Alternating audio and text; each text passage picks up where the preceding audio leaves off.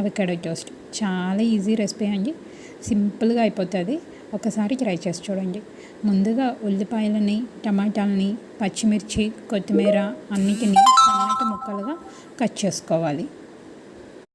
ఇప్పుడు కట్ చేసిన ముక్కలన్నిటినీ ఒక బౌల్లోకి తీసుకోవాలి.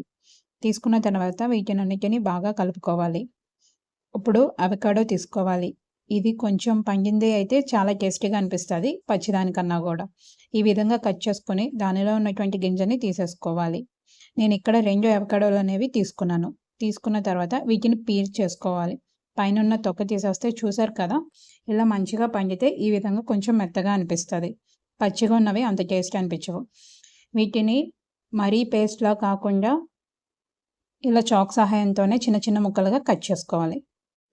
ఇది మరీ మెత్తని పేస్ట్ లాగా అయిపోతే తినేటప్పుడు అంత టేస్టీగా అనిపించదు. కొంతమంది మెత్తగా చేసుకుంటారు, కానీ మేము ఇలాగా కచ్చాబచ్చాగా చేసుకుంటేనే టేస్టీగా అనిపించడం వల్ల మేము ఇలాగే చేసుకుంటాము.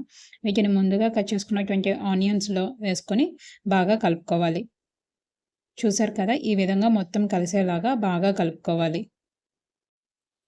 చాలా ఈజీ బ్రేక్ఫాస్ట్ అండి. 15 మినిట్స్లో మనకి బ్రేక్ఫాస్ట్ అనేది రెడీ అయిపోతుంది. దీంట్లోకి రుచికి సరిపడా ఉప్పు, అలాగే చిటికెడు మిరియాల పొడి కూడా యాడ్ చేసుకున్నాను. ఎందుకంటే పచ్చిమిర్చి యాడ్ చేసాం కాబట్టి ఈ ఘాటు సరిపోతుంది. లేదనుకుంటే మీరు మిర్చి స్కిప్ చేసి ఓన్లీ పెప్పర్ పౌడర్ అనేది యాడ్ చేసుకోవచ్చు. దీంట్లోకి నిమ్మరసాన్ని కూడా యాడ్ చేసుకొని మొత్తం ఒకసారి కలుపుకోవాలి. ఇప్పుడు పాన్ తీసుకొని దానిలోకి కొద్దిగా బటర్ అనేది యాడ్ చేసుకొని బ్రెడ్ స్లైసెస్ అనేవి మంచిగా 2 పక్కల టోస్ట్ చేసుకోవాలి. చూసారు కదా, ఈ విధంగా టోస్ట్ చేసుకోవాలి. ఇలా చేసుకున్న తర్వాత వీటిని ఒక ప్లేట్లోకి తీసుకొని ముందుగా ప్రిపేర్ చేసుకున్నటువంటి అవకాడో పేస్ట్ని వేసుకొని బ్రెడ్ మొత్తం స్ప్రెడ్ చేసుకోవాలి.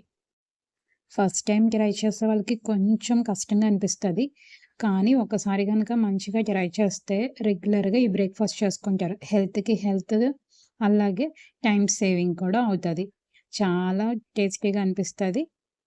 ఒకసారి ట్రై చేసి చూడండి. Please subscribe my YouTube channel, like, share and comment also. Thank you all.